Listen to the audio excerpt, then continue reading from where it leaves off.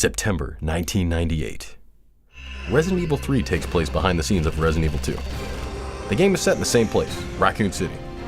The protagonist is Jill Valentine from Resident Evil. Jill was in Raccoon City to try and expose Umbrella's conspiracy. But she was too late and ended up having to plan her escape. She meets Carlos Oliveira, who helps her try to escape.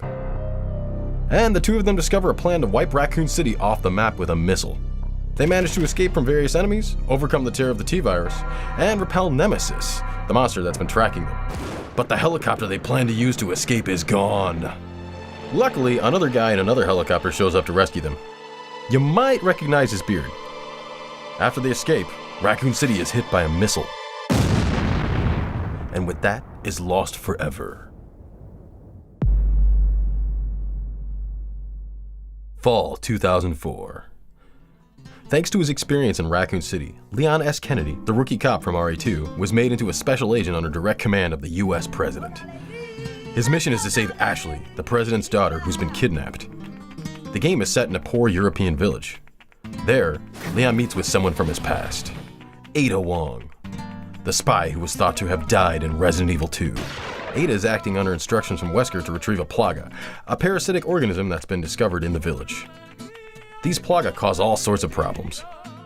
Plaga take control of the humans they infect, and act under the orders of those infected with dominant species plaga. Osmond Sadler, the leader of the religious group Los Iluminados, tried to use these plaga to take control of the world. So Leon secures Ashley, battles his old comrade Jack Krauser, overcomes his own plaga infection, defeats Sadler, and manages to escape. And naturally, after his escape, the island is engulfed in a giant explosion. Meanwhile, Ada manages to get away with the plaga sample, which connects the events here to our next title, Resident Evil 5. March 2009. Chris Redfield was in Africa, and there he met Sheva Alomar. These two BSAA agents are the protagonists of Resident Evil 5. The BSAA. The BSAA is a UN-backed organization set up to combat the disasters that have occurred due to Umbrella's activities.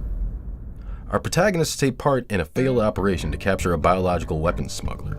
But while continuing to pursue their mission, they discover the conglomerate Tricell, an organization where Albert Wesker is working behind the scenes. Wesker's plan is for complete global saturation of the Ouroboros virus, culling any humans who are unable to adapt.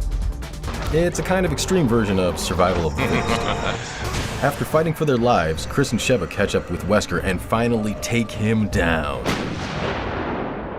And that puts an end to the epic saga that's taken place over these many long years.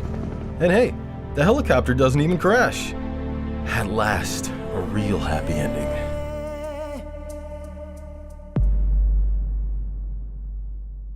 (2012 to 2013). Resident Evil 5 may have ended happily, but it didn't end the terror. A series of incidents happened in America, Eastern Europe, and China, all at the same time.